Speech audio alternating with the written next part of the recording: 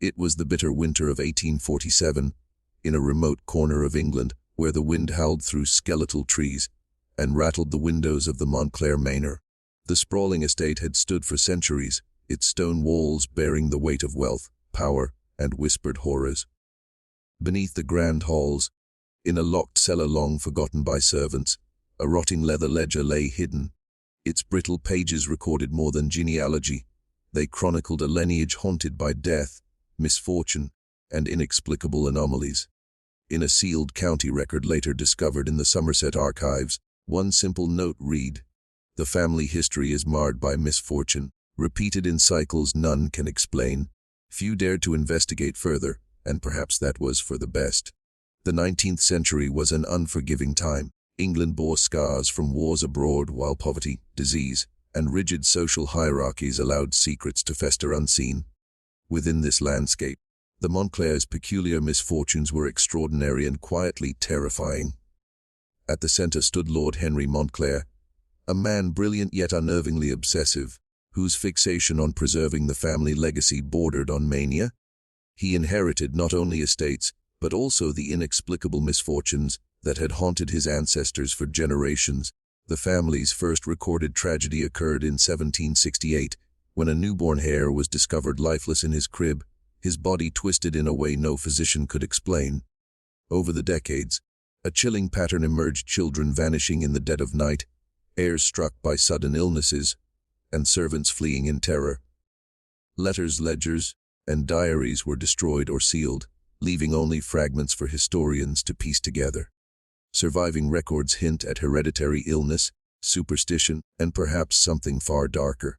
Archival letters mention solstice ceremonies and cryptic warnings to protect the line, while parish records report deaths attributed to fever or accident, their timing and frequency unnervingly precise. A single diary entry reads, "The Montclares are bound to shadows we cannot name. We serve, we obey, and pray the night takes us gently." Rewinding to the early days, the Montclares appeared at first glance to be respectable. Their manner was grand, their lineage noble, and parish records depict a family devoted to duty, religion, and social standing. Yet beneath this respectable surface lay an obsession with purity, of blood, of lineage, and of secrets. Children were confined, illnesses hidden, disappearances excused, and servants silenced. Rural England clung to superstition, while cholera, typhus, and famine ravaged the countryside, creating a fertile ground for fear and whispered rumors. Diaries recount hidden symbols in nursery walls, rooms locked from the inside, and servants too terrified to speak. Newspapers mention multiple deaths in a single night, but official explanations cited disease or accident, never hinting at the extraordinary pattern. By the early 1800s, the Montclare's troubles escalated. Heirs fell ill without explanation, marriages dissolved in scandal, and the family's reputation waned. In 1823, twins were born to a Montclair cousin, only for one to vanish overnight. The surviving twin grew up under strict surveillance, never leaving the estate, while letters suggest quiet mourning for the missing child. Medical reports remained inconclusive, citing unknown hereditary conditions or infectious disease. Locals whispered of bloodline curses, a phrase recorded in scattered diaries and letters. Servants spoke of nocturnal chanting, locked doors, and shadows moving where none should exist. By mid-century, the Montclair manor had become a repository of secrets. Hidden rooms, sealed cellars, and cryptic ledgers stored evidence of disappearances, mysterious deaths, and unexplainable events. Diary entries note, "I dare not speak of the children tonight. The master's eyes watch, and those who question are never seen again." Neighbors reported screams at night, yet the family's influence ensured silence. Letters hint at clandestine meetings, strange markings in the woods, and rituals performed under the cover of darkness. Investigations over the years yielded conflicting accounts. Sheriffs, doctors, and historians tried to make sense of the Montclare's history. Official reports cited natural causes, accidents, or disease. Yet eyewitness accounts and surviving letters tell another story: children disappearing without a trace, unexplained bruising, and whispers of occult activity. Some scholars argue inbreeding and hereditary illness explain the anomalies. Others insist on a centuries-old family curse, a pact struck generations before that demanded obedience and sacrifice. Locals maintain that the Montclairs were not merely unlucky, but marked, their misfortune self-perpetuating and inevitable. The records called it misfortune. The locals whispered something else entirely, one historian observed.